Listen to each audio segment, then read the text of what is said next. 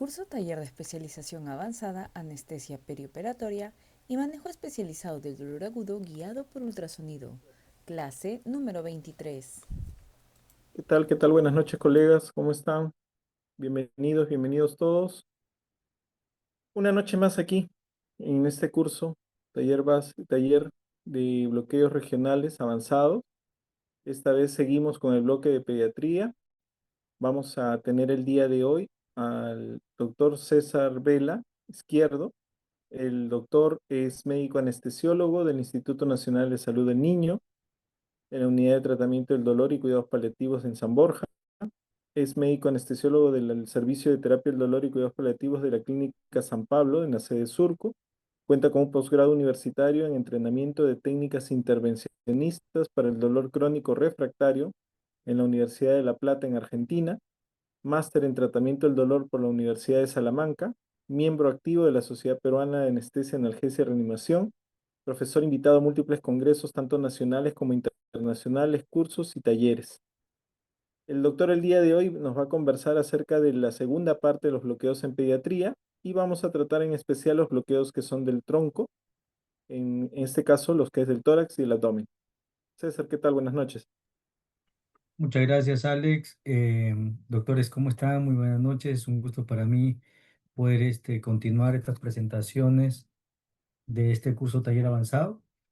Bueno, agradecido por la conexión de cada uno de ustedes. Así que, bueno, voy a compartir mi presentación. No sé si se logra ver. Sí, perfecto, doctor. Se ve todo bien. Muy bien, permítame un minutito, por favor.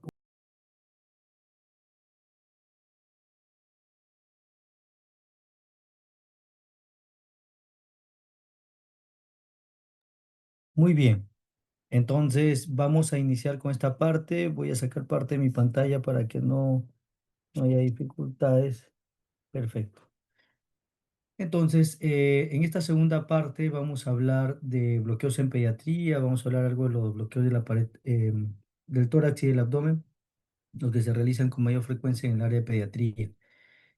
Los objetivos de la presentación es conocer parte de las estructuras anatómicas y ecoanatómicas en los bloqueos faciales, porque recuerden que los bloqueos tanto en la pared torácica como abdominal son bloqueos netamente interfaciales, ¿no?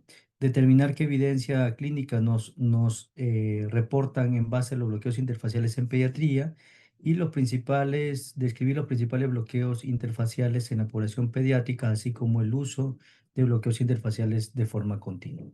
Este es el marco teórico que les vengo a presentar.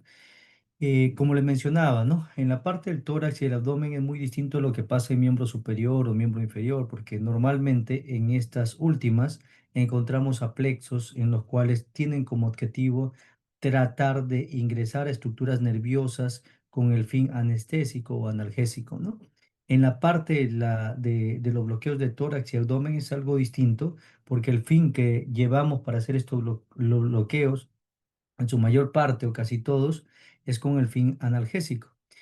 Y para ello, para determinar este tipo de bloqueos, tenemos que saber frente a qué órgano nos encontramos. Y sabemos que la fascia es un órgano muy grande en el cual está distribuido tanto en el tórax, en abdomen, miembros superiores, miembros inferiores, pero atribuido la mayoría de estos bloqueos en relación de esta fascia a nivel del tórax y del abdomen. Por lo tanto, vamos a tratar de abordar un poquito de ello para determinar frente a qué nos encontramos o qué estructura es esta, ¿no? Antes de hablar de los bloqueos. Por lo tanto, la fascia es la vaina o cualquier vaina, lámina o masa de tejido conectivo que es fácilmente diseccionable, que envuelve y o separa los músculos u órganos internos, ¿sí? Y tenemos que saber acá dos puntos, las fascias, la clasificación que tienen, que son las fascias superficiales, que es las que estamos viendo en la imagen inferior izquierda, en las cuales generalmente están distribuidas en tejido celular subcutáneo y permiten la unión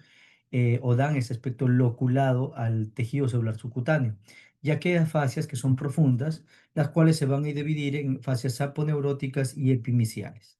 Las aponeuróticas es la que usualmente lo tenemos o entre las estructuras musculares o entre el músculo y el tejido celular subcutáneo, o entre estructuras musculares y óseas, ¿no? Entre músculo y estructuras óseas, como pasan muchas veces a nivel de espina ilíaca anterosuperior o a nivel de los bloqueos de tipo PEN, que nos encontramos muy cercano a la misma, o bloqueos tipo plano del serrato, en el cual nos encontramos en una fascia en donde está encima de las estructuras óseas, como son las costillas, o el bloqueo de los pecs, ¿no?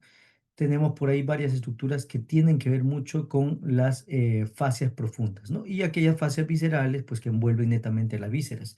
Entonces, cuando vemos en esta imagen, podemos ver una diferencia entre una fascia superficial y una fascia profunda. Fíjense, la fascia superficial permite distribuir o observar o dar ese aspecto loculado del tejido celular subcutáneo, como ustedes ven, y permiten diferenciar al tejido celular subcutáneo superficial y otro profundo también, ¿no?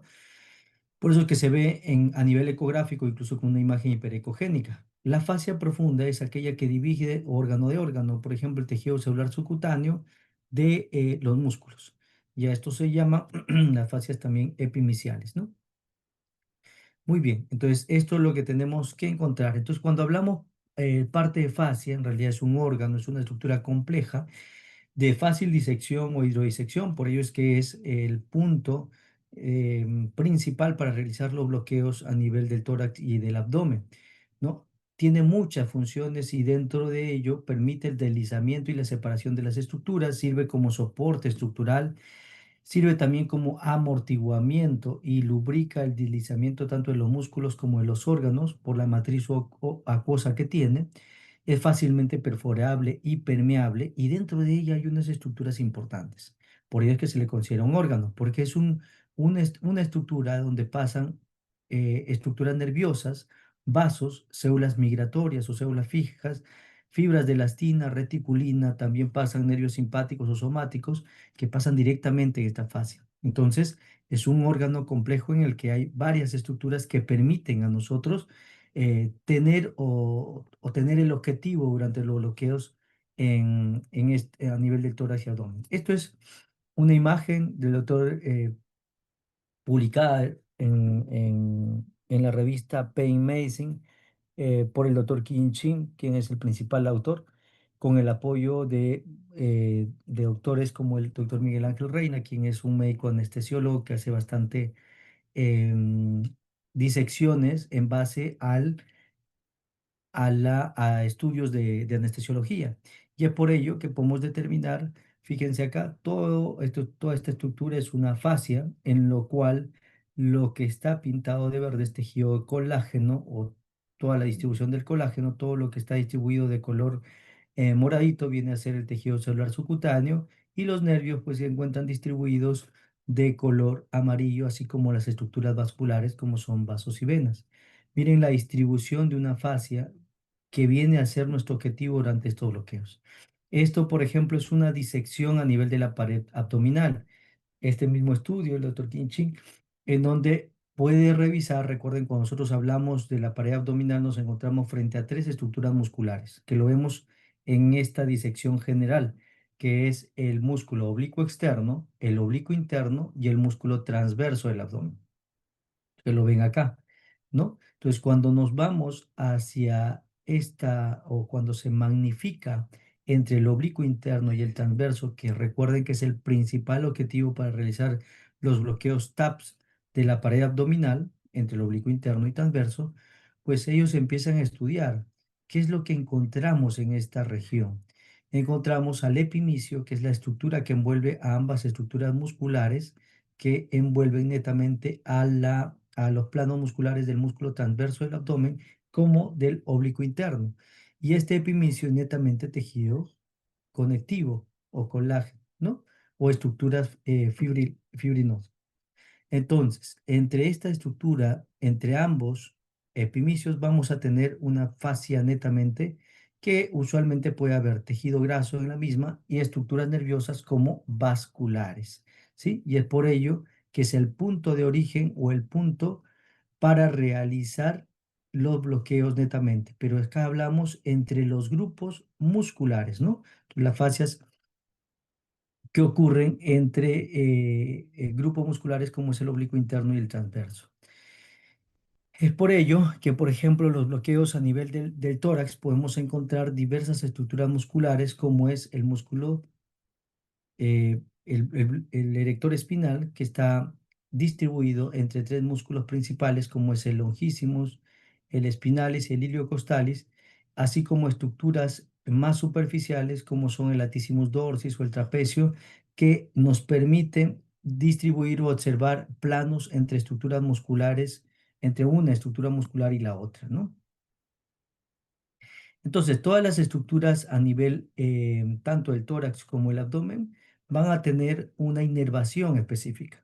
Y esta inervación va a permitir dar la inervación de una región como tal. Es por ello que desde la raíz nerviosa va a nacer un nervio espinal, dando origen o dando una inervación mediante un ramo, que es el ramo dorsal, y un ramo ventral.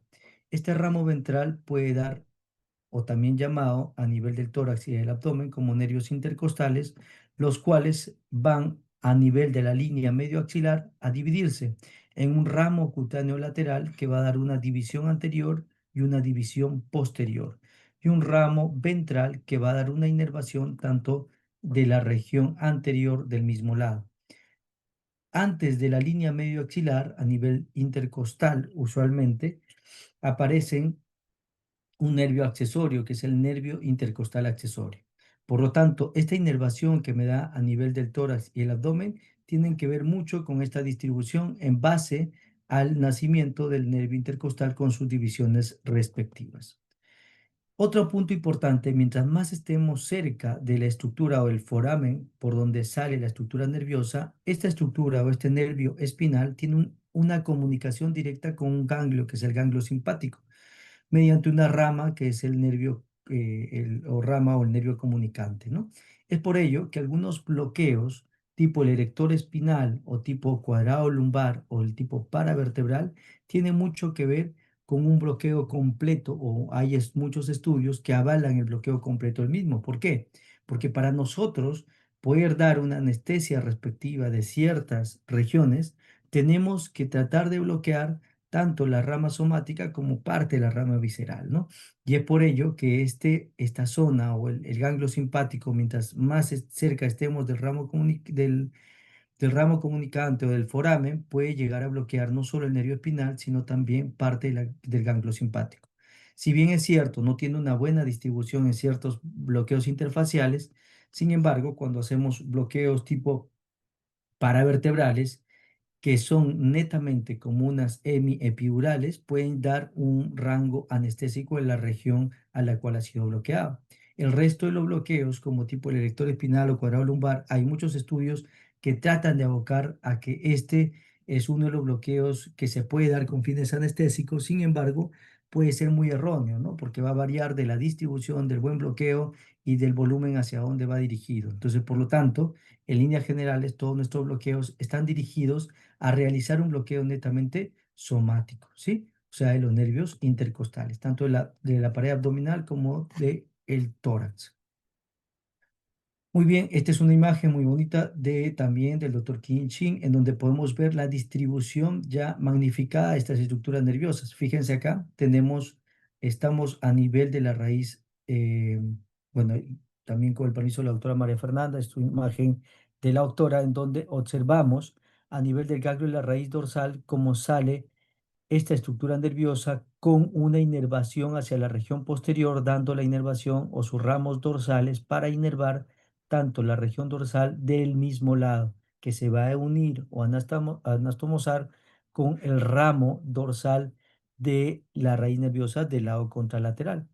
Fíjense, el ramo comunicante como tiene una inervación o comunicación con el ramo ventral y con el ganglio simpático. Este ramo ventral va a dar una inervación hacia la región intercostal inferior o a la región inferior de la región costal, que van a pasar finalmente a inervar tanto la región torácica como la región abdominal, ¿sí?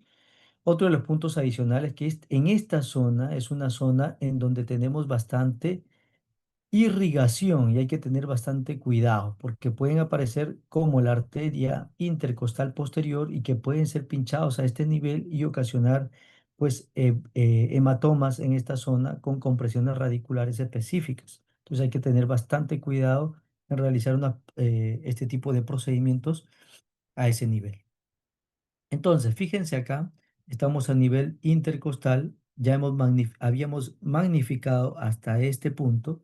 Luego vamos a ver cómo este ramo ventral va a pasar a nivel del tórax entre las estructuras musculares como son el innermost o íntimo, el músculo innermost o íntimo y el interno, en donde a nivel de la línea medio axilar va a dar un ramo lateral dando un ramo anterior, lateral anterior y lateral posterior. Esta misma estructura nerviosa va a ir sobre esta capa interfacial que tiene el innermost y el interno y el innermost, y van a perforar la región anterior del tórax, dando la inervación o dando un ramo cutáneo anterior con la inervación respectiva del mismo lado de la región anterior. Fíjense que también vamos a tener los ramos o los nervios intercostales accesorios que pueden aparecer a este nivel, como ven acá, y dar también la inervación específica en esta misma dirección. Pero ambos tienden a localizarse entre ambas estructuras faciales, entre el músculo o el ignermoso íntimo y el interno. ¿Sí? Como se ve acá, cómo se magnifica este ramo cutáneo lateral con su inervación específica, con su ramo anterior y su ramo posterior para inervar toda la pared torácica, tanto de la región anterior como en la región posterior.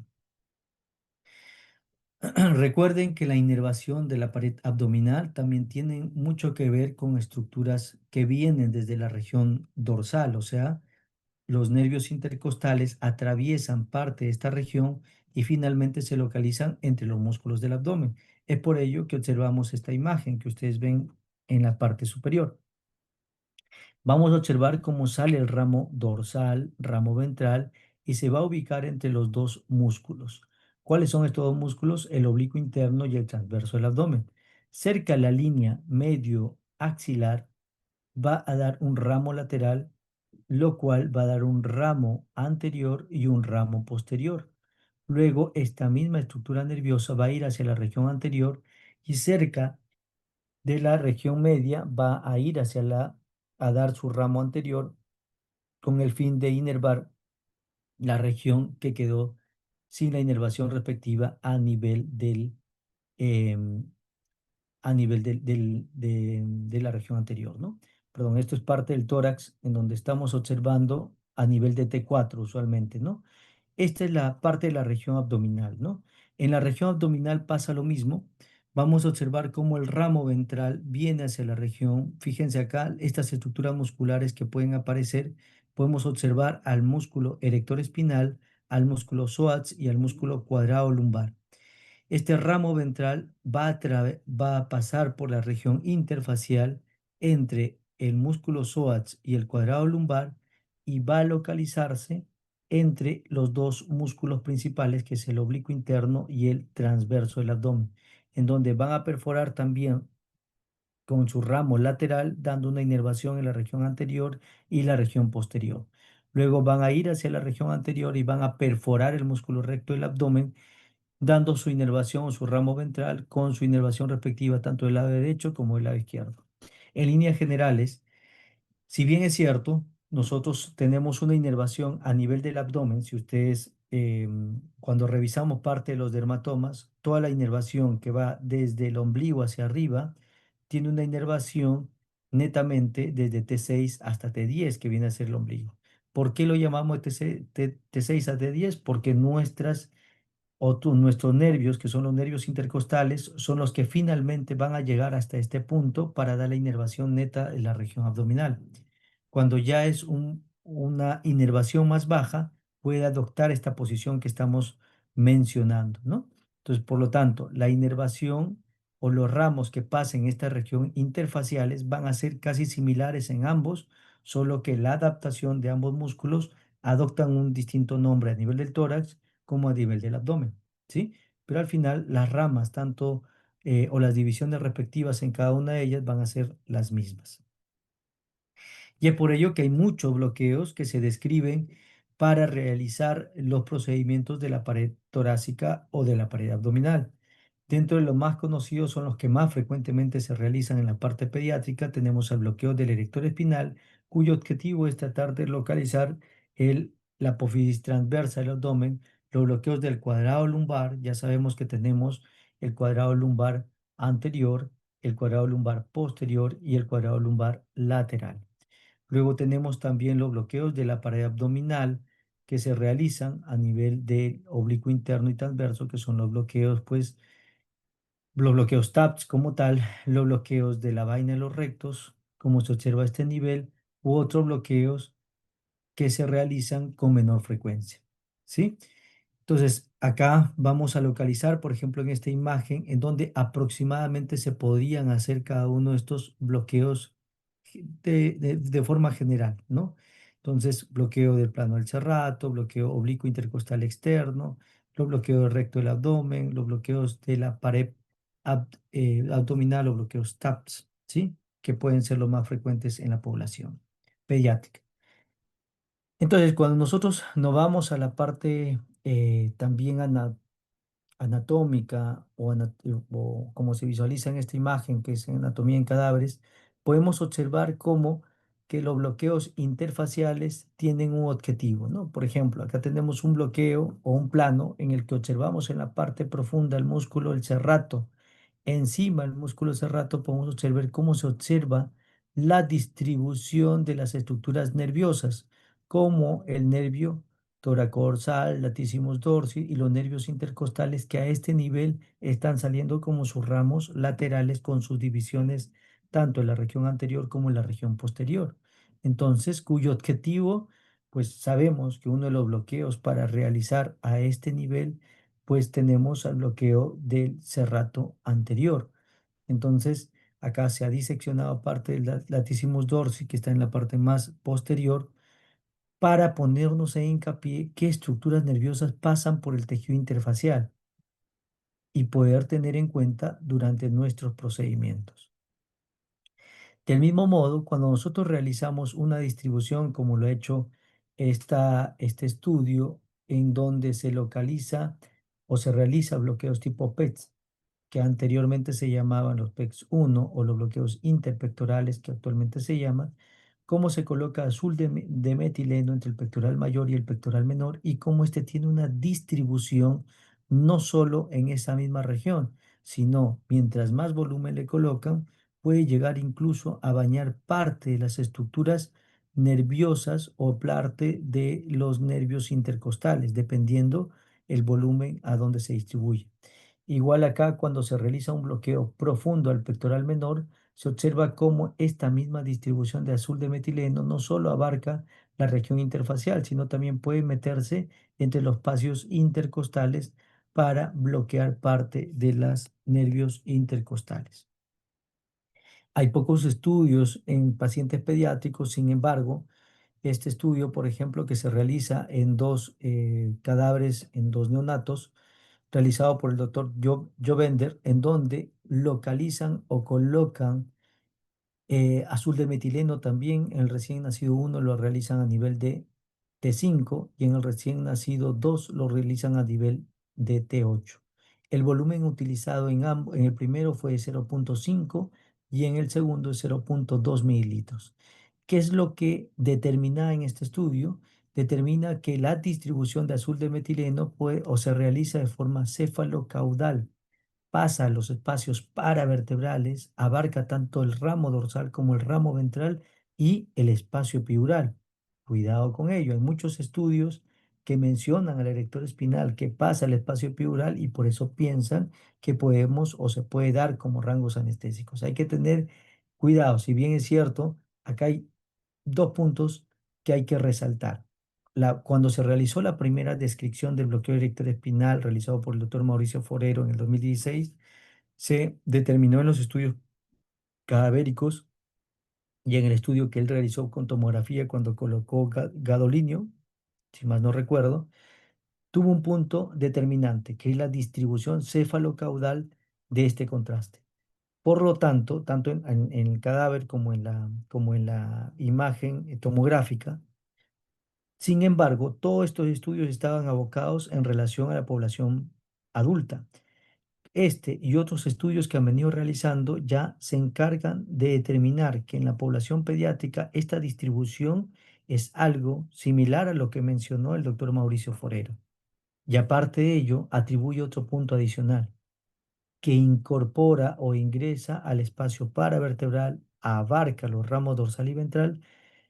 Si bien es cierto, estos son reportes de caso que abarcan el espacio epidural, hay que tener en consideración, pero hay que tener cuidado hasta dónde lo vamos a utilizar, porque muchas veces estamos tratando de utilizar al erector espinal como procedimientos para casi todos todos mecanismos analgésicos e incluso con fines anestésicos, que no siempre viene a ser el punto adecuado en nuestro paciente, ¿sí? Porque recuerden que para tener una inervación o un bloqueo anestésico tenemos que tener una buena analgesia somática y visceral, que muchas veces con los bloqueos del erector espinal puede ser un poquito erróneo. Este es otro estudio también, fíjense acá, si bien es cierto, es una resonancia magnética, pero nos permite a nosotros ver la distribución de este espacio, que es el espacio epidural. Miren cómo se observa bonito acá el músculo psoas, el músculo cuadrado lumbar y el erector espinal, y qué tan cerca está de este espacio, que es el espacio epidural o paravertebral, en donde puede ser el punto objetivo para realizar estos procedimientos y se pueda distribuir fácilmente el anestésico local a este nivel. Este es otro estudio en el que también hablan del uso de bloqueos del erector espinal con sustancia de gadolinio, en donde también abarcan algo de lo que mencioné con anterioridad, la distribución de esta sustancia de contraste a nivel del espacio, abarcando el ramo dorsal y abarcando también el espacio paravertebral y el espacio epidural, como se ve acá, ¿sí? Repito, estos son reportes de caso que es para que ustedes lo tengan en cuenta, pero para que vean la distribución específica, pero hay que saber en qué momento escoger este tipo de bloqueos, ¿sí? Muy bien. Entonces, los bloqueos de los planos interfaciales a nivel del tórax o a nivel del abdomen son seguros y son unos bloqueos de alguna forma que se pueden simplificar. Si bien es cierto, necesitan destreza, en el momento que ya tenemos esa destreza específica, pasan a ser bloqueos que pueden ser fáciles y con mucho menos complicaciones que cualquier otro bloqueo. Son efectivos con mínimos efectos adversos. Hay evidencia clínica que respalda bastante, pero con eficacia o con efectividad analgésica, no con efectividad anestésica. Por lo tanto, es considerado uno de los bloqueos interfaciales que se pueden dar para cirugías tanto en la pared torácica como en la pared abdominal, y puede ser efectivas incluso en desórdenes de la coagulación. Por lo tanto, consideramos como un método analgésico y no como un método anestésico. Son ahorradores de opioides. Si bien es cierto, el primer bloqueo que se describió fue el bloqueo del plano transverso del abdomen, después de ello tenemos muchos bloqueos que se realizan a nivel del tórax y a nivel del abdomen, como son el bloqueo del cuadrado lumbar, el bloqueo del erector espinal, los bloqueos interpectorales o pectocerratos, los bloqueos del plano serrato superficial profundo, los bloqueos MTP, los retrolaminares, etcétera, ¿no? Entonces recuerden que los bloqueos se realizan entre dos planos faciales, entre la inyección entre dos planos faciales que pueden ser la mayoría de estas estructuras musculares o pueden ser entre el músculo y la estructura ósea. Los targets va a ser siempre observar o realizar los procedimientos en esta misma fascia por donde pasan las estructuras nerviosas. Por lo tanto, en nuestro plano interfacial es donde van a estar estas estructuras nerviosas y donde se va a realizar el procedimiento específico. Recuerden que todos los compartimentos están conectados en plano facial. Si yo realizo administración de este bloqueo con mayores volúmenes respectivos, puede ir por diversas fases y realizar un bloqueo de una zona específica y realizar un bloqueo a otra que no está tan cerca, ¿no? Y eso pasa, por ejemplo, a nivel del abdomen. Si yo realizo un bloqueo en cierta estructura y coloco mayor cantidad de volumen, esta se puede distribuir en el plano cefálico y caudal y hacer una distribución mayor del plano analgésico. Muy bien, una de las consideraciones específicas en la población pediátrica vienen a ser algo distinto, por decirlo así, en los pacientes pediátricos, ¿no? En los pacientes pediátricos no va a variar las estructuras anatómicas, ¿no? No es que sea en la población pediátrica su músculo transverso del abdomen no lo vamos a encontrar, su músculo oblicuo interno no lo vamos a encontrar ni el externo, no es así, ¿no? En todos nuestros bloqueos de la pared abdominal o de nuestros pacientes o de la población pediátrica van a ser casi lo mismo que un adulto. ¿Qué es lo que diferencia a la población pediátrica de un adulto? La superficialidad en el que realizamos los procedimientos. Por ejemplo, acá tenemos un bloqueo o unas estructuras de la región abdominal a nivel de la línea medio axilar, en donde podemos observar al músculo oblicuo externo, oblicuo interno y transverso. Pero ¿a cuántos centímetros logramos observar? Miren, a 2,7 centímetros como una profundidad mayor. Pero en realidad el músculo oblicuo interno y transverso están a menos alrededor de 1 centímetro. Y esto son en poblaciones pediátricas que puede ser entre los 5, 8 o 10 años. Imagínense por debajo de los 5 años cómo podemos encontrar estas estructuras musculares, probablemente mucho más superficiales. Fíjense acá también la profundidad cuando podemos observar en un paciente pediátrico y queremos hacer un bloqueo del plano o de la fase ilíaca. Hay algo peculiar acá. ¿Por qué coloco esta imagen? Que si bien es cierto, la fase ilíaca no tiene nada que ver con el tórax y abdomen, pero fíjense acá. Cuando nosotros observamos en la población pediátrica, podemos observar los famosos cartílagos de crecimiento, tanto a nivel torácico como en esta región. Entonces, siempre que observemos en este grupo, podemos observar tanto la profundidad como la presencia de cartílagos de crecimiento que hay que tener cuidado en evitarlo durante nuestros procedimientos. Otro punto adicional, podemos observar a este bloqueo, que es el bloqueo interpectoral o pecto serrato, que actualmente se llama, que anteriormente se llamaba los PECs 1, PEC 2, ¿no? Es imposible o casi imposible observar en una población adulta esta imagen que estamos observando acá. Fíjense, acá está parte de la clavícula en la región, esto es cefálico, donde estoy apuntando con mi flecha, y esto es caudal. Podemos observar cómo las estructuras vasculares salen de la clavícula. Detrás de ella observamos a la primera costilla, luego observamos a la segunda y a la tercera, y por ahí se ve incluso la cuarta costilla.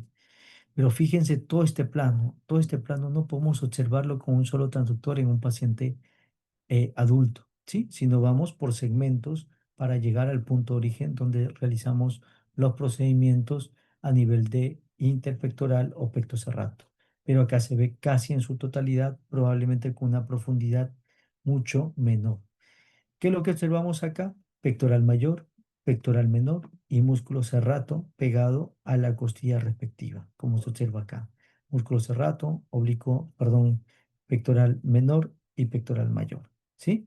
Entonces, otros puntos, aparte de la disminución de la profundidad, es el campo que puede abarcar con un transductor normal en nuestra población. Fíjense nuevamente este plano interfacial a nivel del erector espinal, en donde podemos observar los músculos, las apófisis transversas, músculo erector espinal, músculo romboides y músculo trapecio, romboides y trapecio. Entonces, fíjense acá la profundidad a 2,7 centímetros. Otro punto que aparece por acá, cartílago de crecimiento. Hay que evitarlo, recuerden, evitar el cartílago de crecimiento para evitar afectar a nuestros pacientitos. Acá colocamos nuestro transductor a nivel de las costillas, fíjense, para poder observar parte del bloqueo del erector espinal. Vamos a ir hacia la región medial, costilla a costilla. Me doy cuenta porque la pleura está muy evidente en la parte inferior y por el borde redondeado que se observa entre las costillas respectivas, pleura. Luego vamos un poquito más medial y podemos observar este doble contorno. Este doble contorno representa la articulación costotransversa. Se observa bien bonito parte del músculo trapecio, romboides y erector espinal. ¿Sí? Músculo erector espinal, romboides y trapecio. Nuevamente en esta imagen también bonita en el que podemos observar este famoso cartílago de crecimiento en nuestra población pediátrica. Recuerden que cuando hacemos el bloqueo del erector espinal, nuestro objetivo es venir y chocar sobre la estructura ósea. Pero si observamos este cartílago de crecimiento, hay que evitar chocar sobre esta región, sino ir sobre la parte más inferior si que tenemos mucha dificultad de sacarlo de nuestra vista. Si no tenemos dificultad, es tratar de hacer o colocar nuestro transductor un poquito más medial o lateral con el fin de llegar a tener una imagen respectiva o aplanada de la apófisis transversa. Muy bien, cuando estamos a nivel de los procesos transversos podemos observar esta imagen típica. Fíjense acá, superficialidad de nuestra población pediátrica. Segundo, la imagen típica como una especie de línea a este nivel o cuadrada. No se observa parte de la pleura, o si se observa bien, bien poquito. Y podemos observar a nuestra apófisis transversa, músculo, el erector espinal, músculo romboides y el músculo trapecio, ¿sí? Y el músculo y nuestro ligamento intertransverso a este nivel. Entonces, hay mucha evidencia que avala el uso de los bloqueos interfaciales en la población pediátrica. Y esta, por ejemplo, es una guía de la ESRA y ASRA que se unieron para determinar las recomendaciones de analgesia y anestesia y el uso de coadyuvante en anestesia regional pediátrica, en donde ellos mencionan que el uso de single shot en el plano facial se pueden realizar con éxito y con seguridad. Incluso se atreven a mencionar parte de los coadyuvantes con un nivel de evidencia A1 a la desmetomidina. Mencionan la dosis de 0,25 a 0,75 miligramos por kilo. También mencionan otro cápita importante que es la presencia o uso de catéteres faciales, en donde, si bien es cierto, hay muchos datos limitados que lo mencionan ellos, la seguridad a corto y largo plazo lo mencionan con un punto adecuado cuando se realizan estos bloqueos. No hay toxicidad sistémica y la dosis de ropivacaína y bupivacaína con dosis analgésicas al 0,2% y ellos lo siguen mencionando con volúmenes o concentraciones por kilo por hora, que son de 0,1 a 0,3 miligramos por kilo por hora. Entonces, el nivel de evidencia del uso ultrasonido para hacer nuestros procedimientos es muy adecuado, evitan el riesgo de toxicidad sistémicas, evita estar en el lugar correcto y realizar los procedimientos de la forma más adecuada. Y es por ello, por ejemplo, que este estudio tenemos en el que se trata de comparar el bloqueo del cuadrado lumbar tipo o versus el bloqueo del plano transverso del abdomen en pacientes pediátricos con cirugías del abdomen inferior. Esto es un RCT en el que incluye 53 niños, los cuales se incluyen a la población posoperada de hernia inguinal y orquidopexia.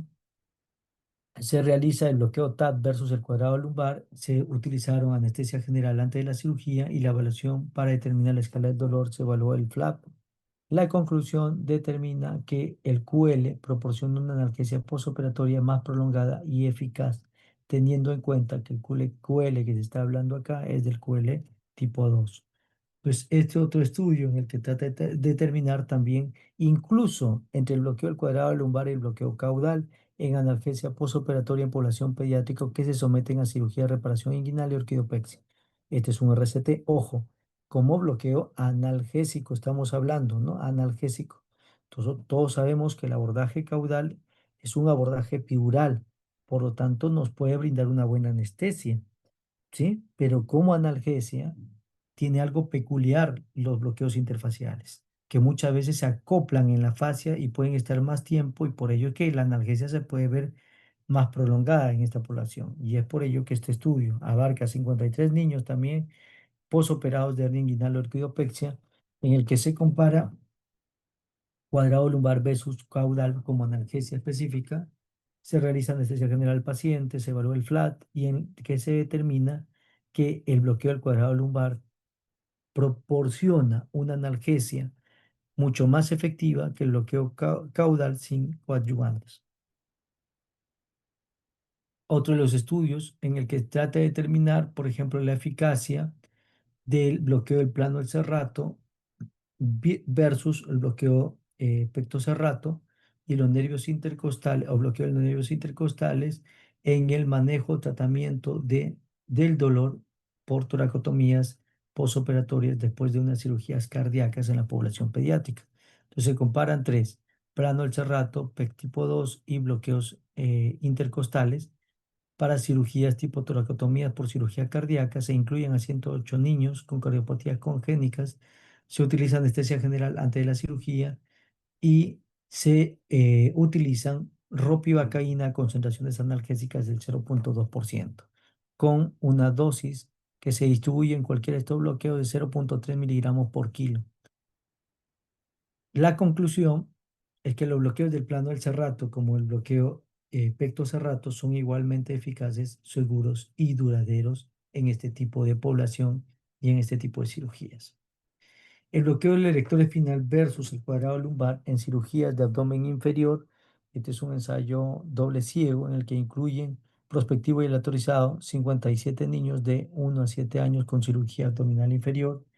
Y SPI versus cuadrado lumbar se utilizan concentraciones analgésicas de 0,2% a 0,5 mililitros por kilo. Se evalúa el FLAP y en el cual se determina que el QL, en este caso, determina al QL específico al tipo 3 o también llamado al anterior, es igual de efectivo como bloqueo analgésico que el erector espinal.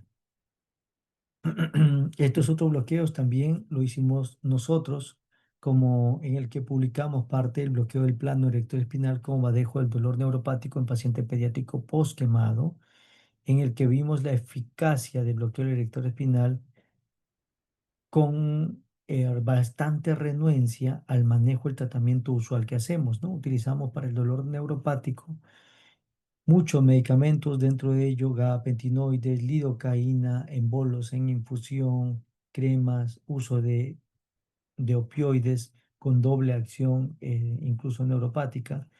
Al no ver una efectividad adecuada, realizamos este bloqueo a ese nivel con el fin de mejorar el dolor neuropático en estos pacientes y logramos una efectividad adecuada con escalas de dolor neuropático que mejoraban los síntomas y la calidad de vida de nuestros pacientes. El bloqueo del plano erector espinal en este otro estudio se realizó para cirugías del pectus excavatum en paciente pediátrico. Entonces se realizó en el Instituto Nacional Niño de Breña con nuestros colegas Julio y Mayel y Marco, en donde se determinó que el bloqueo del erector espinal bilateral es adecuado para pectus excavatum en paciente pediátrico. Hicimos en el primer estudio una distribución de los planos del erector espinal en población pediátrica, en donde realizamos una revisión exhaustiva de todos los bloqueos de diversos niveles del erector espinal para determinar la distribución, en dónde se realizaban primero, en qué nivel realizaban y segundo, los rangos o volúmenes específicos que se consideraban en cada estudio. Y por ejemplo, la mayoría podemos observar acá, en un pequeñito de 7 años o la edad promedio, se realizó un bloqueo del erector espinal a nivel de T8 para un tumor de la duodécima costilla, en donde se utilizó concentraciones mayores de bupivacaína, a donde teniendo una difusión del anestésico local a nivel de T5 y T11. Este otro estudio que tuvieron como población principal en el que habló el doctor de la Cuadra y Fontaine en cirugía abierta de tórax, el nivel donde se realizó el procedimiento a nivel de T9, con leopivacaína al 0,25 y con una distribución o volumen de 0,6 mililitros por kilo. El doctor Hernández también y colaboradores también realizaron este bloqueo a nivel de T1 para lipomas paraespinales torácicos con mezcla de bupivacaína al 0,25 y al 1%.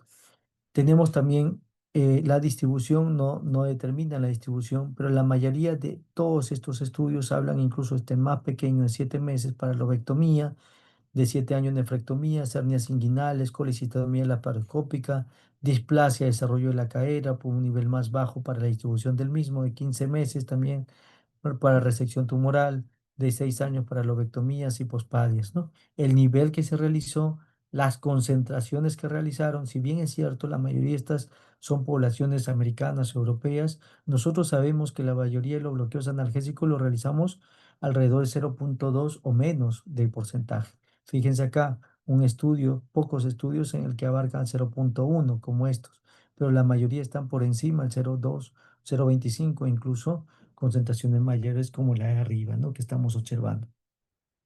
Pero acá hay que tomar algo de hincapié en el bloqueo electroespinal en población pediátrica, que cuando haces un estudio por volúmenes puede variar de 0,2 hasta un máximo de 1 mililitro por kilo. Entonces tenemos un rango para poder utilizarlo dependiendo de hasta dónde quiero llegar como distribución de nuestro anestésico local, sabiendo que el bloqueo electroespinal tiene una distribución cefalocaudal, ¿sí? Yo lo que usualmente trato de ver de acuerdo al tipo de patología, utilizar entre 0,5 y 1 mililitro por kilo, pero ya saben que tenemos este rango amplio para poder utilizarlo. Otro de los puntos adicionales a nivel facial es que tenemos las agujas de bloqueos con las que usualmente realizamos nuestros procedimientos, que son agujas de 22 Gauss. Nuestra punta de aguja tiene alrededor de 718 micrómetros, pero a nivel de interpectoral, nuestras fascias tienen alrededor de 300 micrómetros. La fascia más grande es la fascia lumbar, que se encuentra en la región dorsal, hasta de 600 micrómetros. ¿Por qué les coloco hincapié a esta imagen? Porque cuando nosotros realizamos un bloqueo, muchas veces no vemos una distribución bien homogénea en nuestra fascia. ¿Y qué pasa? Que nuestra punta es más grande que la misma fascia. Y no es que seamos ineficientes o ineficaces al realizar este procedimiento, sino que al ser esta fascia mucho menor y sobre todo en la población pediátrica, pues no vamos a ver probablemente por ahí una distribución adecuada del espacio interfacial pero por ahí algo anestésico local que se distribuye o sale fuera de este rango. Y eso no es que seamos malos bloqueadores, sino que la misma anatomía nos permite determinar que puede haber alguna dificultad al realizar estos procedimientos. Acá tenemos uno de los bloqueos que realizamos en nuestro pacientito pediátrico. En el podemos observar, vamos de la región anterior hacia la región posterior, en donde observamos a este nivel, incluso con nuestro transductor lineal, parte el oblicuo externo, interno y este musculito que es el músculo cuadrado lumbar. Fíjense cómo se ve bonito. En la población adulta es casi imposible ver esto o un bloqueo del cuadrado lumbar, ¿no? Pero fíjense, músculo erectoespinal, músculo psoas, y acá hay algo que nos llama la atención, que esto si no lo vamos o lo vamos a ver casi imposible en un adulto, ¿no? Que es el proceso transverso. Recuerden que el músculo cuadrado lumbar se fija el proceso transverso. Por lo tanto, fíjense, acá tenemos el famoso dedito de Dios. No sé si recuerdan, en donde el dedo viene a ser la apófisis transversa, la parte anterior del cuerpo vertebral viene a ser como el puño y la parte posterior, la parte dorsal de nuestro dedo pulgar. Entonces, esto es casi imposible verlo en un paciente adulto, pero lo vemos en el paciente pediátrico muy bien distribuido, el cuadrado lumbar, el proceso transverso, músculo erector espinal y músculo psoas. Este otro videito también podemos observar cómo realizamos este procedimiento en población pediátrica a nivel del tórax y podemos ver cómo distribuimos la apófisis espinosa, que es la que se encuentra mucho más superficial. Observamos las láminas y entre láminas vamos a observar aquí al complejo posterior, músculo erector espinal, músculo tromboides y el trapecio. Fíjense acá, cartílago de crecimiento. Esta está bonita para hacer el procedimiento porque alejé mi cartílago de crecimiento, pero tanto en la región caudal como cefálica, miren acá, todo el cartílago de crecimiento que observamos a este nivel. que si es una población pediátrica tenemos que evitarla para producir una alteración del crecimiento en estas zonas, ¿no? Por lo tanto, si observamos cartílago de crecimiento, tenemos que movernos un poquito, ya sea medial o lateral, con el fin de evitarlos y tener un buen lugar de abordaje el mismo. Bien, ahí vemos incluso la articulación, vemos luego la costilla, que me estoy yendo un poquito más lateral, y la pleura. Muy bien, este es un bloqueo para que ustedes puedan ver la diferencia. Fíjense acá. Anteriormente teníamos dos términos que se llamaba uno Brilma y luego el bloqueo del plano del Cerrato, ¿sí? En la nueva nomenclatura a Brilma lo están dejando de lado, pero tienen que conocer cuál ha sido la diferencia entre una u otra. Quiero que se fijen acá en nuestro modelo, donde podemos observar al músculo dorsal ancho, fíjense acá, dorsal ancho. Luego encima de las costillas vamos a encontrar el músculo serrato y entre las costillas obviamente los nervios intercostales. Fíjense acá, tenemos las costillas, el músculo serrato, que es todo este músculo, y el dorsal ancho. ¿Sí? Si yo coloco solo esta imagen que estamos viendo en la parte derecha, puedo saber que puedo realizar un procedimiento profundo al plano del serrato que se llama serrato profundo, bloqueo del plano del serrato profundo, o entre el dorsal ancho y el serrato que se llama bloqueo del plano del serrato superficial. Pero fíjense cuando mi transductor va a ir hacia la derecha, va a terminar de observarse o ya no se va a observar el dorsal ancho. ¿Sí? Fíjense a la derecha. No se observa, sale del lugar del dorsal ancho, seguimos viéndolo al dorsal ancho, el dorsal ancho, se sigue observando hasta que ya no se ve nada del dorsal ancho. ¿Sí? Antes se hablaba de este bloqueo cuando no veías al dorsal ancho y realizabas un bloqueo encima de la costillita y debajo del serrato como bloqueo de Brilma, ¿sí? Que actualmente ya no se utiliza, pero tienen que saber que existe esta nomenclatura o este nombre, ¿sí? Muy bien, miren este procedimiento, el PIC, que es el bloqueo paraesternal interpectoral. Vemos a los cartílagos costales, es un procedimiento que muy bonito y que me gusta porque fíjense acá, cuando realicé este procedimiento, puedo observar esta distribución que es lo que queremos ver, ¿no? Les decíamos que cuando queremos realizar un bloqueo interfacial es importante ver la distribución del anestésico local en esta zona interfacial. Es por ello que si ustedes se dan cuenta, este es un paciente pediátrico, 4 centímetros todo, acá lo encontramos a nivel de menos de 1 centímetro. Otra estructura que pueden observar acá, cartílagos de crecimiento, se observa muy bonito. Se observa muy bonito un músculo que es el músculo transverso torácico, ¿sí? Recuerden que tenemos dos PIP, un superficial y uno profundo, que fácil podríamos irnos también a hacerlo. Se ve bien bonito. Pero más bonito que ello es ver cómo ingresamos con nuestra aguja, pasamos un plano y queremos pasar justo este planito para que tenga una distribución. Y para hacer ello, muchas veces nos colocamos en el ángulo inferior del cartílago costal o de las costillas para ver esta distribución caudocefálico, como lo están viendo acá. ¿Sí? Muy bien, este es otro bloqueo a nivel del plano del cerrato. Fíjense, esto es cefálico y esto es caudal, población pediátrica. Observamos acá a los músculos dorsal ancho y al músculo cerrato anterior. Y vamos a ir más o menos entre la cuarta o quinta costillita. Estamos en este punto y llegamos sobre la estructura ósea, que es lo que me da seguridad, porque recuerden que a este nivel nuestro paciente está inspirando y expirando. ¿Sí? Entonces, siempre que hagamos este procedimiento, o me localizo encima de esta estructura ósea o en el borde inferior para tener una buena distribución de nuestro anestésico local. Si vemos que hay una distribución dentro del plano muscular, hay que moverlo, porque probablemente no estemos en el lugar correcto y no haya la distribución que querramos. Entonces, cuando vemos esto, me voy un poquito, pero sí, si quiero abarcar esta zona inferior, cuidado, porque me tengo que observar en todo momento porque nuestro paciente hace inspiración y expiración y en una de ellas puede ingresar un poquito más profundo y generar una complicación. Entonces, si vamos a hacer en este borde, siempre cuidando, cuidando y observando en todo momento la punta de la aguja. Muy bien. El uso de catéteres continuos en los planos interfaciales, tanto el tórax como el abdomen, son muy buenos, dan una flexibilidad y control, una duración adecuada, permite tener un régimen analgésico multimodal y prolongar más el mismo. Lo ideal es tener un seguimiento por una unidad de dolor para buen manejo del mismo. Puede haber riesgos y uno de los riesgos que usualmente se ve en pacientes pediátricos es migración del catéter o fuga o filtración. Es bien raro que tengamos infecciones, atrapamientos.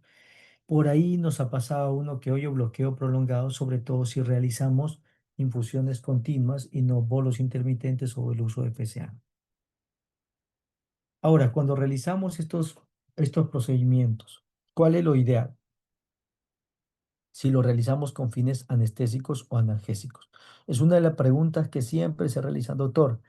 Bueno, voy a realizar en mi población pediátrica pues un bloqueo interfacial, pero quiero hacerle despierto y no lo voy a intubar o de repente no me afianzo con nada. Es uno de los puntos que uno también que muchas veces lo hacemos a nuestros pacientes con fines anestésicos y de repente lo mantenemos solo con máscara o le colocamos máscara laringe y no llegamos a intubarle para evitar parte de la vía aérea. Sin embargo, estos dos estudios son estudios muy grandes que uno abarca más de 50.000 bloqueos de anestesia regional pediátrica y el otro más de 100.000 bloqueos de anestesia regional pediátrica, incluyendo a más de 20 hospitales, ¿no? En los que tratan de determinar qué complicaciones pueden haber con el uso de los bloqueos en pacientes pediátricos y en relación a que si esto lo vamos a hacer despiertos o dormidos, ¿no? Entonces, ¿cuál es la recomendación de los dos?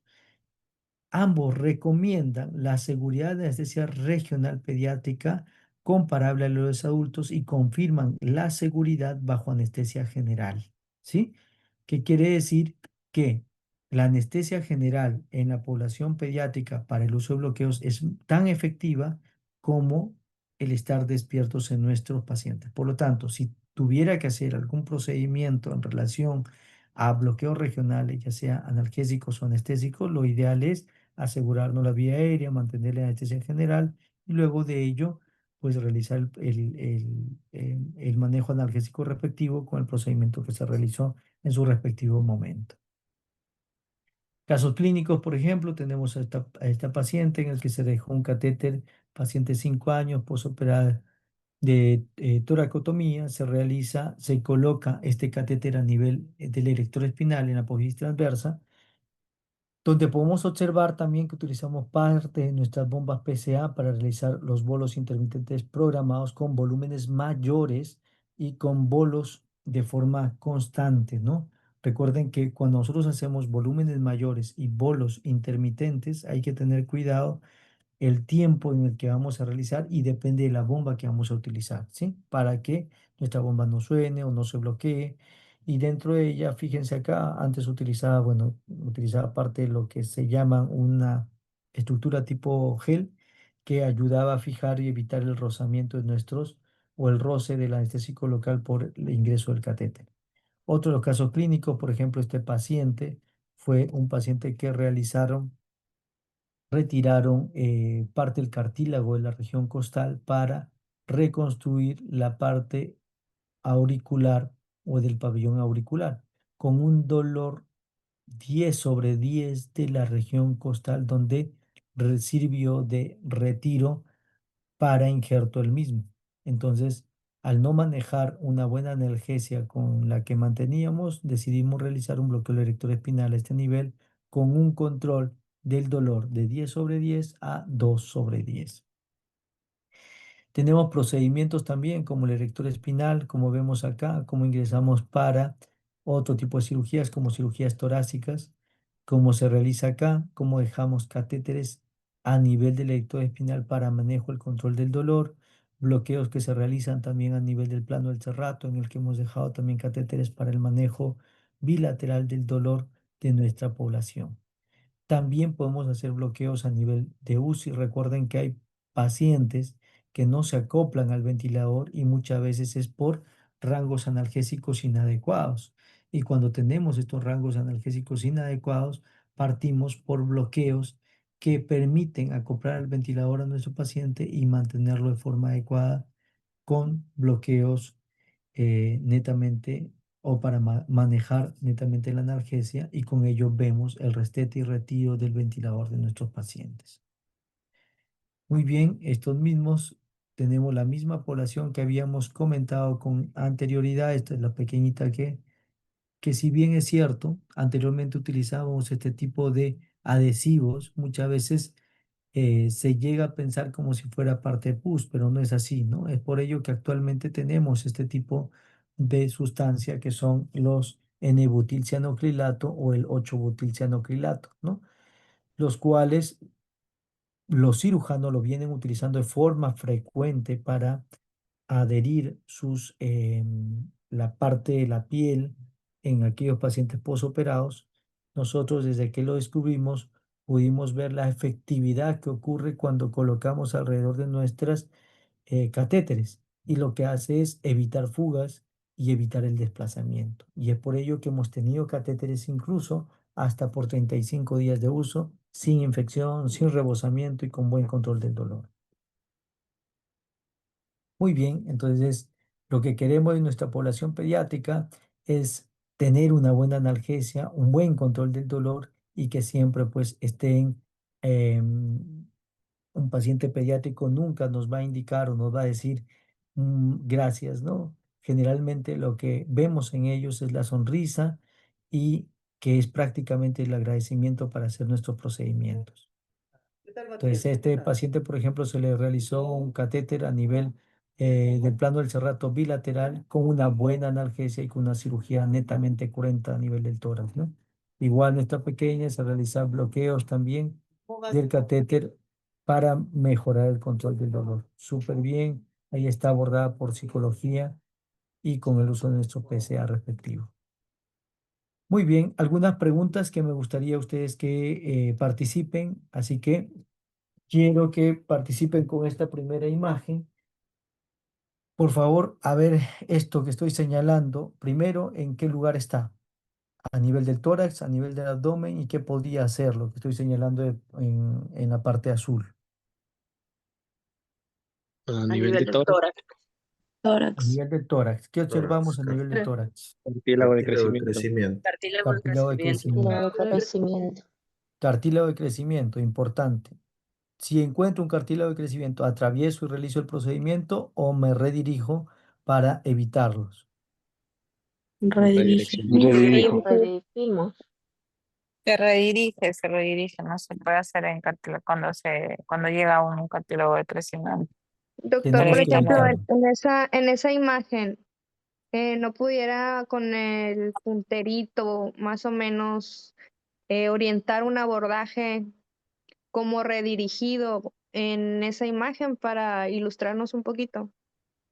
Ya, o sea, la idea que cuando, a ver, mientras ahí me ha tocado bloquear pacientes por debajo del año de edad. Por debajo del año de edad a nivel del erector espinal es bien dificultoso, o sea, prácticamente todo el cartílago de crecimiento en el lugar donde voy a hacer el procedimiento está presente, ¿sí? La idea es ver en la menor cantidad posible el cartílago y localizarnos en esta zona. No sé si logran ver mi puntero.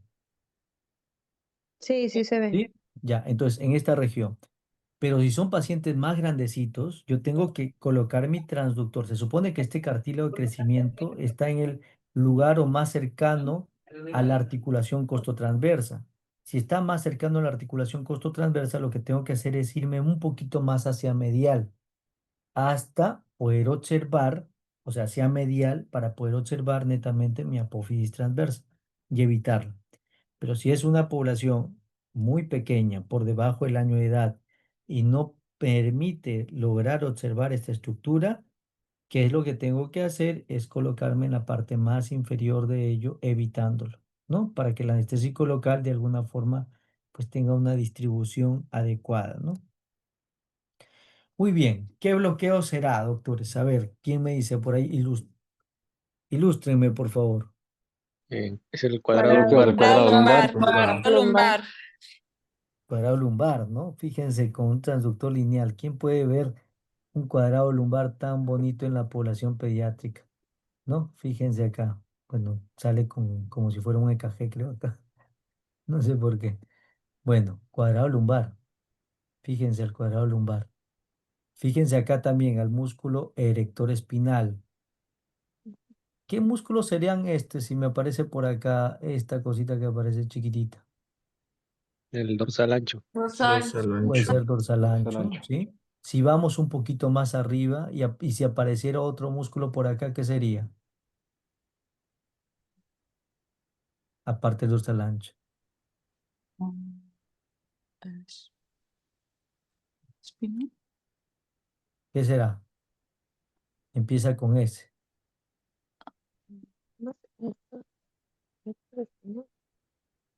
¿Cuál? Erector espinal. El Cerrato. erector espinal. El erector es este. ¿Qué será? Cerrato. ¿Qué cerrato? Con Ah, apellido. Post. Post. A ver, ¿quién me dice? Porque cerrato también tenemos arriba, ¿no? Ahí hay un cerrato. ¿Qué es el cerrato?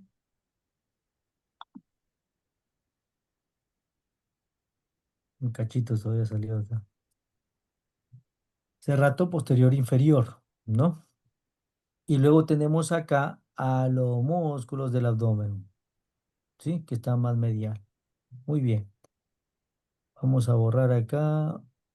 Vamos a borrar todas las escrituras. Perfecto. Ahora vamos a colocar el puntero.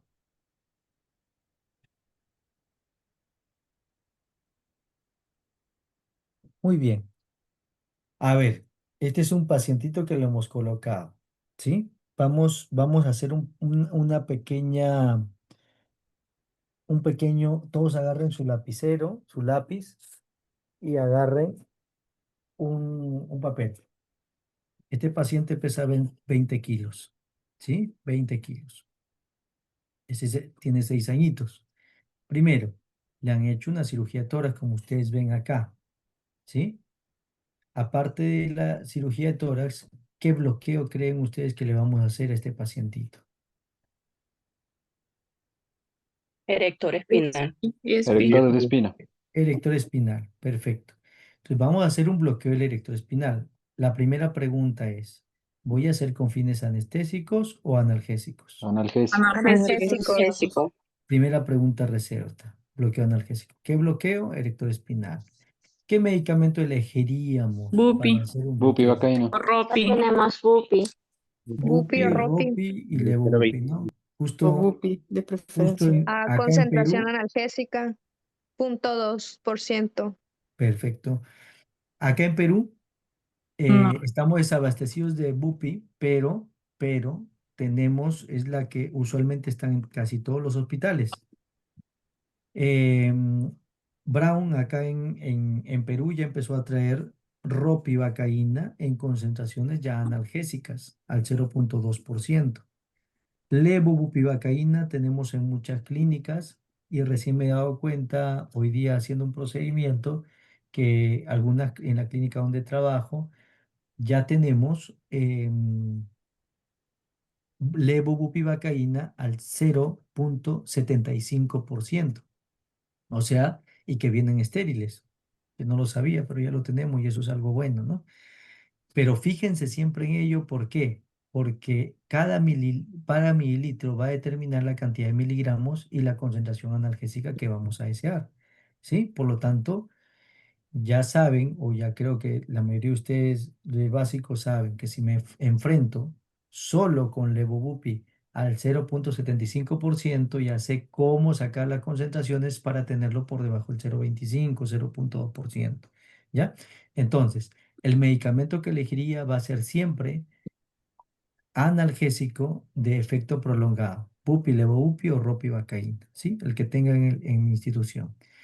Perfecto. Entonces, la siguiente pregunta, la concentración ya me lo dijeron, ¿sí? Lo ideal es por debajo del 0.25%, y a nivel regional se considera por encima del 0,1%, ¿no? Entonces, en este rango es la que yo tengo que elegir. Ahora, la pregunta es el volumen del medicamento. ¿Cuánto es el volumen que elegiría? 0,5 ml Cero- por 0.3 0.3 a 0.5 por mililitros kilogramo por kilo. y por lado. ml por kilo. Y Eso claro, por va a lado. depender, va a depender. Lado Supongamos que y este por kilo. pequeñito realizaron un procedimiento en la región intercostal a nivel de T4, T5, o sea, solo abarcaron una región costal, pero adentro manipularon varias zonas. Se supone que yo tengo que ver cuántos dermatomas tengo que agarrar, ¿sí? Entonces, yo sé que tengo una distribución entre 0,3 hasta 1 mililitro por kilo, ¿sí? Si yo solo voy a hacer el lugar, solo un lugar, me puedo ir hasta 1 mililitro por kilo y teniendo concentraciones más bajas, evitando toxicidad de nuestros anestésicos locales, obviamente, ¿no? Entonces, lo que tengo que ver es, supongamos, si escojo a 0,3 por 20, ¿cuánto sería? 6 cc, 6 cc. Si escojo 1 mililitro por kilo, ¿cuánto sería? 20 20. ml. 20 mililitros. Tengo todo este rango. Segundo, tengo que saber mi dosis tóxica. Supongamos que sea la bupivacaína. ¿Cuál es la dosis tóxica de la bupivacaína? 2.5 kilo. 2,5 por kilo. O sea, ¿cuántos miligramos? 50. 40, 50, sí. No, no. Fíjense, el paciente pesa 20 kilos. 50 miligramos, doctor. 2,5 por 20, ¿cuánto es? 50 50 miligramos. O sea, miligramos. mi dosis tóxica o máxima es 50 miligramos, ¿verdad? O sea, en mililitros, ¿cuánto sería? 10 cc. Yes. 10. ¿Qué quiere decir? Que yo puedo utilizar 6 ml con bupivacaína pura, que es mi rango Sí, mínimo. Sí, lo puedo utilizar. ¿Hasta cuánto? hasta 10. Hasta 10. ¿Qué quiere decir? Que yo puedo darme el lujo de utilizar bupivacaína pura, aunque no es lo correcto porque no tengo el fin de poder hacerlo, pero yo sé que hasta 10 lo puedo utilizar pura, pero por encima de 10 ya no. Si yo escojo darle 20 mililitros, se supone que como máximo lo llevaría 10 mililitros de bupi y 10 de cloruro, por lo tanto el 0,25%, ¿sí? Ujú. Para evitar esa dosis tóxica. Obviamente exagerando, lo puedo disminuir un poco más. Entonces, lo primero que tengo que saber, dosis tóxica, luego de ello, escoger la concentración, el volumen que voy a escoger para finalmente administrar mi medicación respectiva. Esto va para todos los bloqueos analgésicos e interfaciales de tórax y abdomen, para todos absoluto, ¿sí? Entonces hay que tener cuidado de eso. Concentración analgésica, segundo, la dosis tóxica y tercero, el volumen que voy a administrar en mi paciente para evitando obviamente la toxicidad del mismo. Muy bien, perfecto, perfecto. Vamos a borrar todos los dibujos. Uy, no se borra. Borrar todos los dibujos. Vamos a borrar con la... Uy, no sé qué pasó, que no me permite borrar.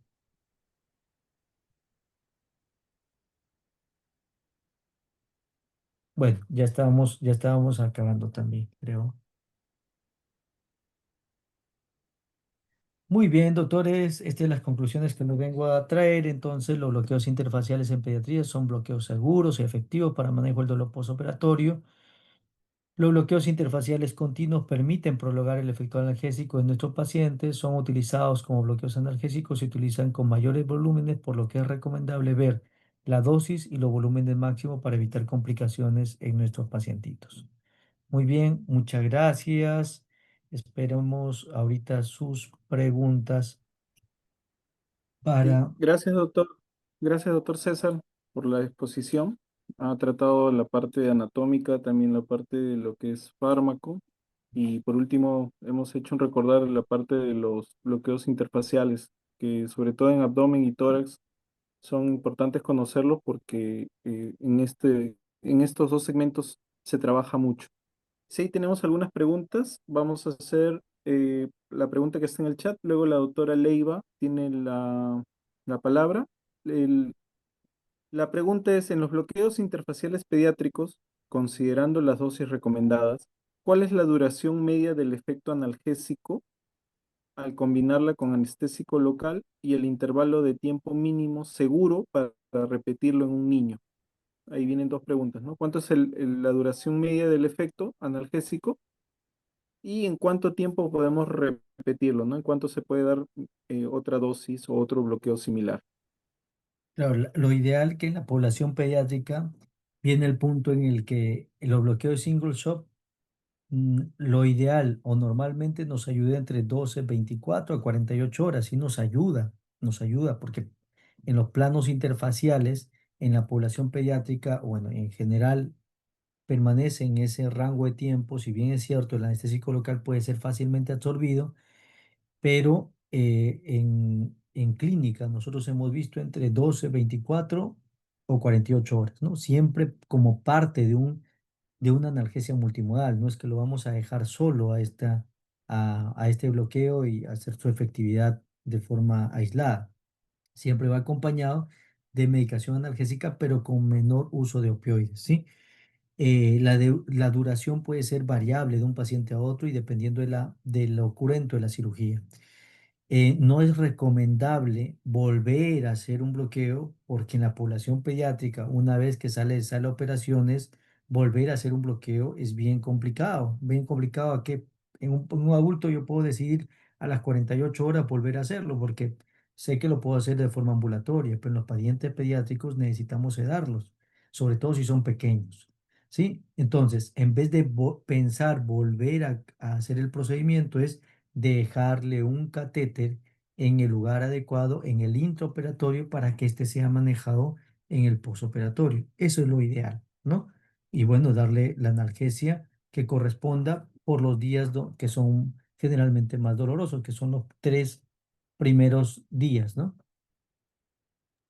Muy bien, doctor, muchísimas gracias. La doctora Leiva tiene la palabra. Por favor, doctora, active su audio. ¿Cómo está? Buenas noches, doctor, y buenas noches, doctor Vela.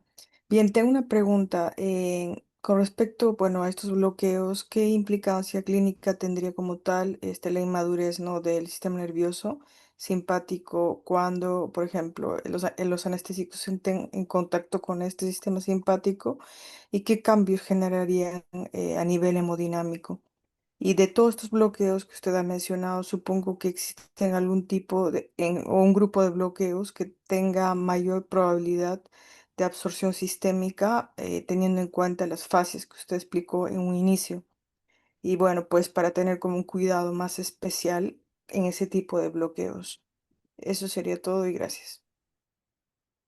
La inmadurez del sistema nervioso es importante poder saberlo, sobre todo en menores de 5 años. Si bien es cierto, el sistema nervioso empieza a madurarse hasta incluso los 12 años, ¿no? Hay que tener bastante cuidado con la toxicidad. Las complicaciones pueden ser desde cambios hemodinámicos, como lo mencionan, con concentraciones mayores e toxicidad mucho más rápida si es que los pequeñitos o si es que son más pequeños nuestros pacientes. Es por ello que en pacientes menores de 6 u 8 meses, cuando el metabolismo de los anestésicos locales todavía está inmaduro, hay que tener mucho, pero muchísimo cuidado con la toxicidad de ellos, ¿sí? Porque puedes estar o muy cercano a la dosis tóxica y llevarle incluso al paciente a convulsiones. Entonces, sí es cierto, la madurez tanto del sistema nervioso es que hay que tener bastante consideración y lo otro es con el metabolismo respectivo del anestésico local, sobre todo en menores de 6 meses o un año. Pasado ello, no hay problema. ¿Qué bloqueos son los que se absorben más? Según estudios, hay uno que es el interpectoral, que es el que hay que tener bastante consideración, y los bloqueos intercostales. ¿Sí? Los bloqueos interpectorales se menciona porque hay bastantes estructuras vasculares mayores, y segundo, los intercostales. Cuando nosotros tenemos, a pesar de tener experticia, los intercostales han pasado por ahí dejar de utilizarse. ¿Por qué? Porque ya tenemos algunos otros bloqueos que abarcan mayores regiones, ¿no? Sin embargo, cuando realizamos este tipo de bloqueo que es a nivel de los intercostales, tenemos estructuras vasculares muy cercanas que pueden generar fácilmente toxicidad y absorción mucho más rápida del anestésico local, llevando incluso a convulsiones. Si hay reportes o serie de casos mencionando estas complicaciones después del uso de este bloqueo. Entonces, yo creería que intercostales hay que tener bastante cuidado con volúmenes y concentraciones. Ahora, este bloqueo en realidad lo hacemos y lo hacemos más para la parte crónica cuando queremos ser más efectivos. Como bloqueos netamente específicos lo hacemos, pero lo hacemos con bastante cuidado, porque estamos muy cerca de la pleura, ¿sí? A mí me ha pasado que pacientes en el que estoy, por ejemplo, yo normalmente le repito al paciente, vamos a hacerte un bloqueo un poquito delicado a este nivel, así que no me vayas a respirar profundo, respírame lo más suave, tranquilo.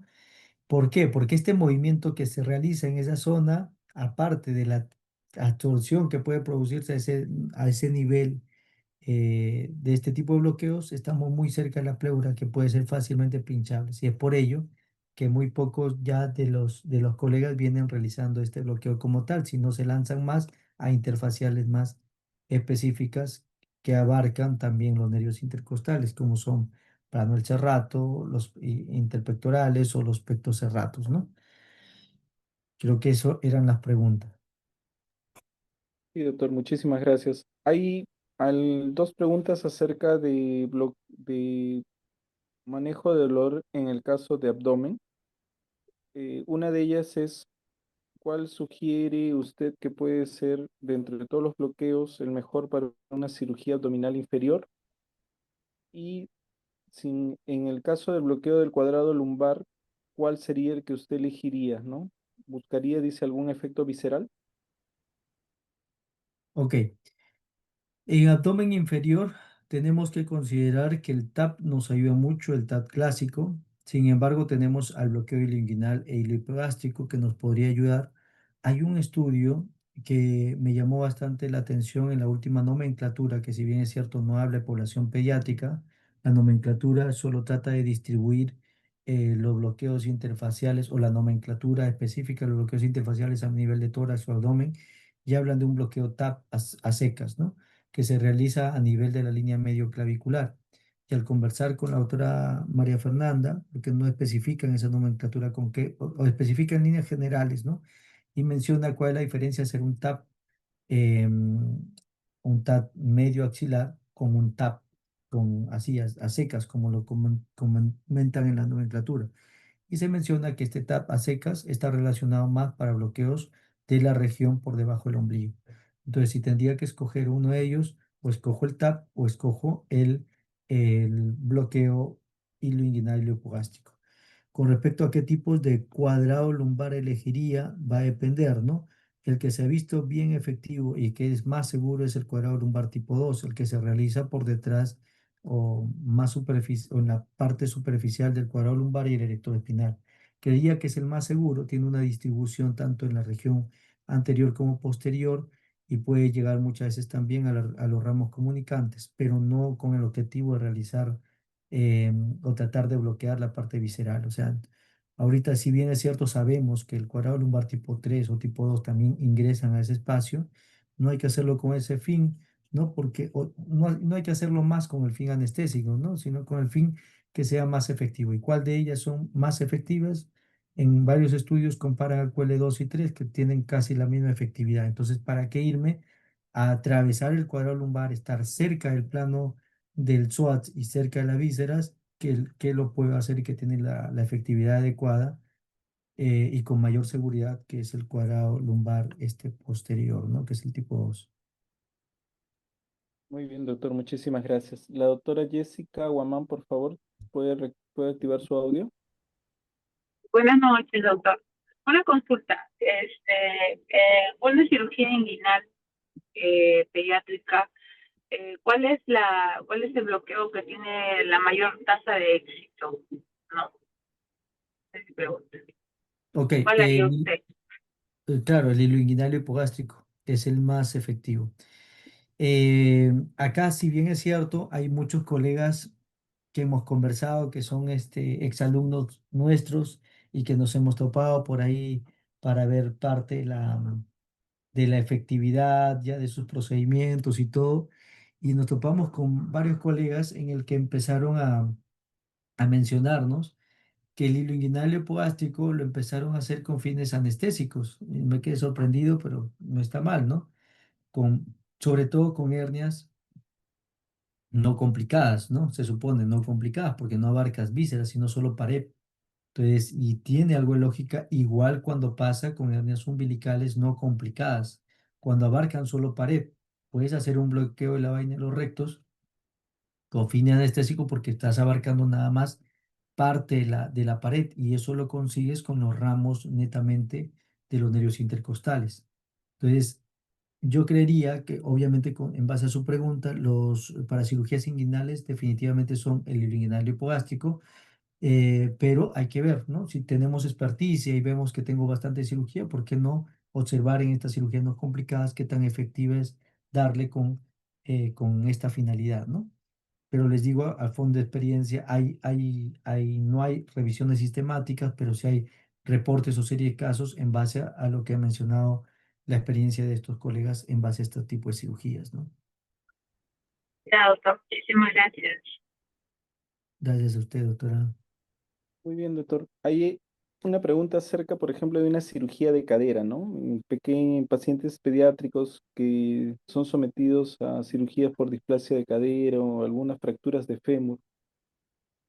Pregunta si estaría indicado algún bloqueo tipo fascia ilíaca o PEN como en los adultos.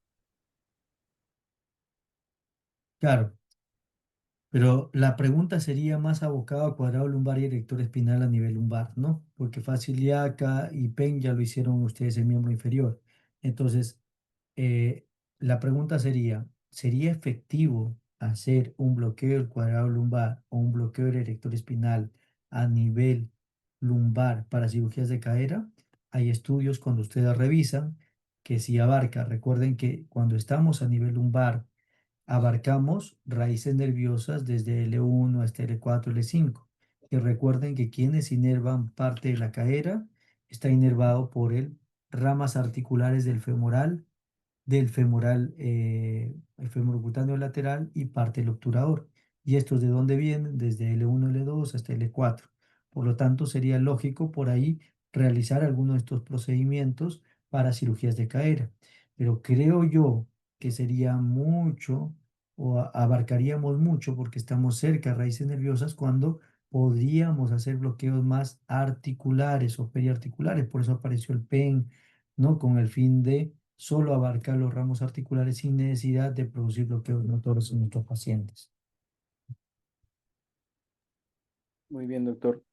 Hay una pregunta más, creo, acerca de cómo se manejaría la velocidad de infusión en el paciente pediátrico cuando se realiza un bloqueo continuo, o cómo se daría también cuánto serían el volumen de los bolos intermitentes. Ok, en la población pediátrica va a depender de la edad. Normalmente utilizamos 0,1 a 0,3 mililitros por kilo. En infusión, no se recomienda realizar el bloqueo en infusión, ¿no? Sobre todo si son bloqueos perineurales. Son interfaciales, son volúmenes dependientes. O sea, los volúmenes van a ser más altos. O sea, los bolos que nosotros aconsejamos dar son bolos intermitentes programados si no tenemos bombas PCA. Actualmente en la institución tenemos bombas Brown que les damos bolos intermitentes programados, que quiere decir que les damos entre 0,3 hasta 0,8 mililitros por kilo por cada bolo, ¿no? Si pesa 10 kilos, le puedo dar hasta 0,5 mililitros por bolo, ¿sí? Por hasta los 30 kilos. Por encima de los 30 kilos ya se considera o podemos considerar con volúmenes similares a un adulto, ¿sí? Ahora, los bolos intermitentes hay que tener bastante cuidado. Cuando nosotros iniciamos con la curva de aprendizaje, los bolos intermitentes, nos topamos con muchas cositas y muchos errores que hemos ido afianzando en el tiempo, ¿no? Y uno de ellos era el tiempo del bolo en el cual es administrado. Supimos que cuando dejamos un catéter, el bolo, por donde pasa el catéter, obviamente es un catéter de menor lumen, de 20 Gauss o menos. Cuando pasamos muy rápido ese bolo, en menos de 3 minutos, nuestra bomba empieza a pitar y siempre el paciente no llega a pasarle la bomba o el volumen correspondiente. Eso nos ha pasado de forma frecuente. Hemos ido titulando hasta ver en qué tiempo es el adecuado para que pase ese volumen de bolo.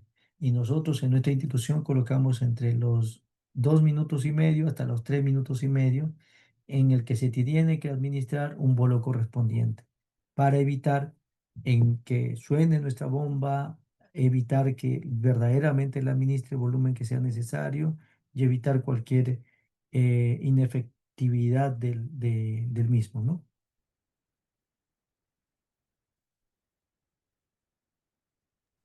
Muy bien, doctor. Muchísimas gracias.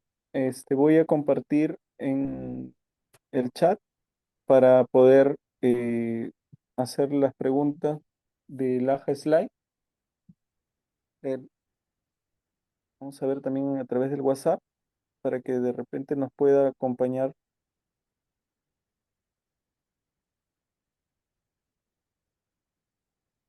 En el chat ya se pueden ir uniendo.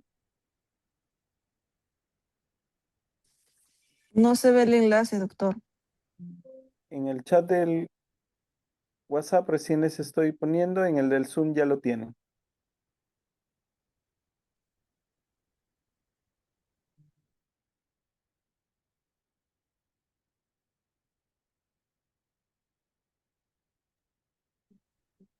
Ahí lo voy a activar. Deme un momento, por favor.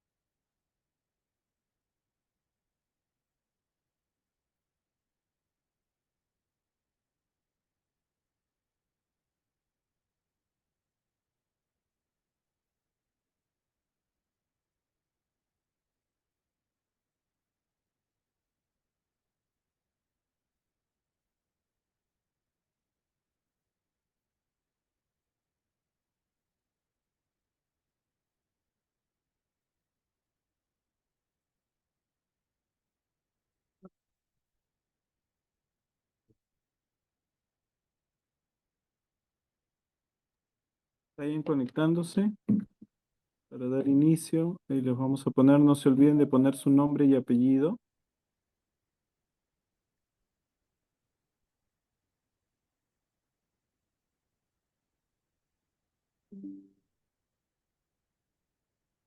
Ahí ahorita se va a empezar a ver. Esperen, por favor. Ya se están uniendo.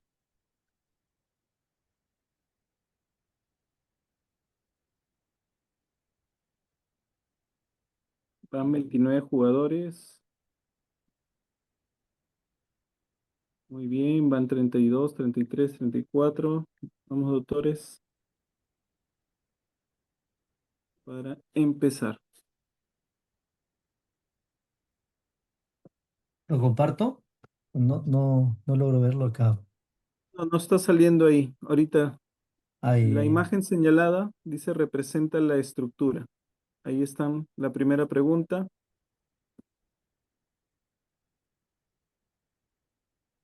Es la apófisis espinosa, cartílago de crecimiento, costillas o quistes. No ha habido un problema con proyectar, pero sí está saliendo en las pantallas, doctor Vela. ok. Muy bien, es el cartílago de crecimiento. A ver si puede ingresar, si no, doctor, para que nos pueda ayudar desde su computadora en el enlace. Ya, a ver. Muy bien. Muy bien, doctor, es cartílago de crecimiento es el primero, ¿no? Justo la imagen que el doctor les mostró. Perfecto. Todos están atentos. Vamos a ver cómo va el ranking. Muy bien. El doctor Hugo Campos está en primer puesto, seguido la doctora Cintia Díaz, doctor Morales, doctora Pereda. Vamos, doctores, no se desanimen, esto recién empieza. Doctor Vela, ¿ya puede verlo? No, no, a ver, Pero estoy entrando. ¿sería posible que primero proyecten la pregunta y después con las alternativas empiece a correr el tiempo? Porque leyendo la pregunta perdemos tiempo. Ustedes lo pueden ver en sus celulares, doctora. A ver, deme un toque. Vamos a ver, bloqueo 2 de pediatría. Lo voy ahorita. Lo vas a A proyectar ver, si no, ya. un ratito, un ratito. Recuerden que las preguntas, a ver, ahí está saliendo. Lo voy a compartir, ¿ya? Ya. ¿Está A ver, por compartiendo ahí? favor. A ver. Un ratito. No, no está compartiendo todavía.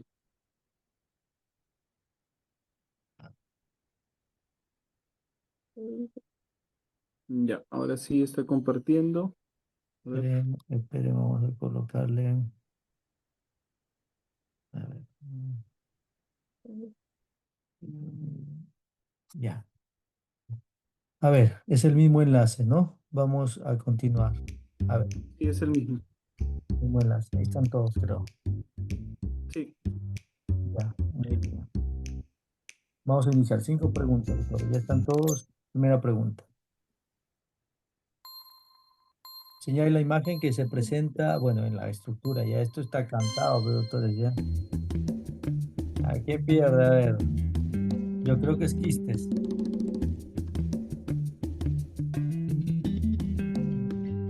O costilla puede ser.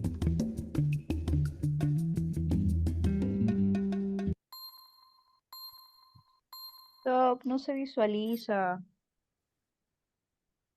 A ver, que levante la mano quien no visualiza. A ver. ¿De qué me Bueno, florea, esa es la doctora?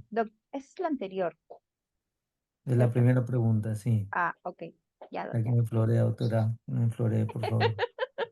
Ya, acá está. 34, la mayoría. Ya, ¿quién puede ser costillas? Ya han dicho al azar, creo que los colegas, ¿ah? No lo hagan por hacer, pues, doctores, con mano en el pecho y en el corazón. Doctor Hugo Campos y la doctora Cintia Díaz. Muy bien, muy bien. Doctor Castillejo, saludos, doctor. Segunda pregunta. La dosis por kilo de peso del bloqueo electroespinal. ¿Cuánto es? A ver, un rango. ¿Cuál es el más adecuado? Ya. A ver, ¿cuál? Por ahí podrían ser dos, ¿no? Pero una es más realista. A ver, ¿cuál de ustedes será, doctor?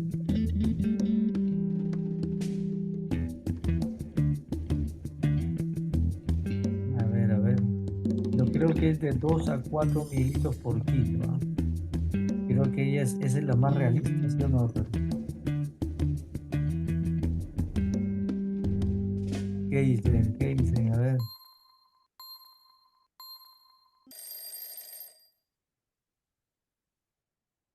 Sí. Por eso le decía, la más realista, ¿se acuerdan que colocamos el estudio, ¿no?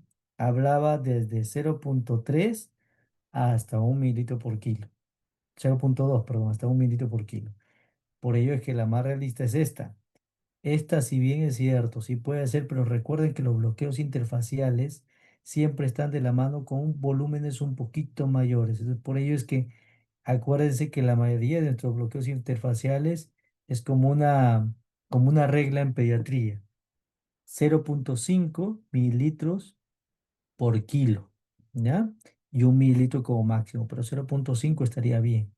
Y una regla en perineurales es alrededor de 0,3, ¿sí? Mililitros por kilo. Muy bien, los otros ya, ni que hablar, bueno, 7 ya me escucharon porque ya no dijeron ya, pero el doctor Ulises lo hago. Doctor Oscar, muy bien, doctores, vamos bien, vamos bien. Siguiente pregunta. ¿Cuáles son las principales consideraciones a tener en cuenta en los bloqueos interfaciales en pediatría. Observar cartílago de crecimiento y pincharlos. La superficialidad se puede usar frecuentemente transductor lineal y evitar pinchar los cartílagos. Son difíciles de observar las estructuras. Es frecuente usar el transductor curvo. ¿Qué dicen? A ver, ¿cuál es la más adecuada? Ahí está una cantaraza ya. El transductor curvo, ¿verdad? Usar el transductor curvo. A ver, ¿quién me dice? A ver, ¿quién me hace caso? ¿Quién me hizo caso con el transductor curvo? A ver.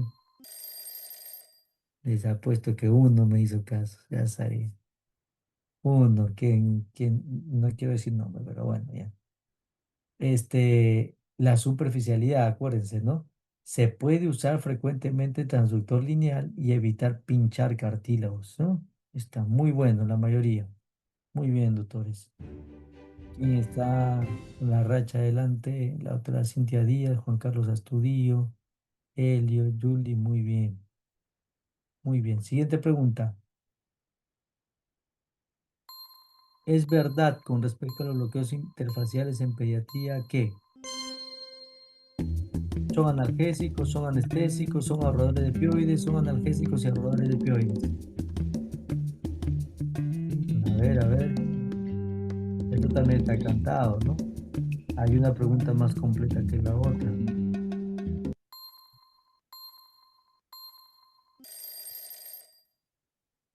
Eso, y ahí no hay pierde, ¿no? Entonces, son analgésicos y ahorradores de opioides. Estamos muy bien, ahí no hay que preguntar más. Doctora Cintia, muy bien, doctora Cintia, muy bien. Siguiente pregunta, la última. Tenemos un paciente de 10 kilos y queremos realizar un bloqueo del educto espinal bilateral. ¿Cuál es el volumen y concentración más adecuada? 10 kilos. A ver quién dice, doctores.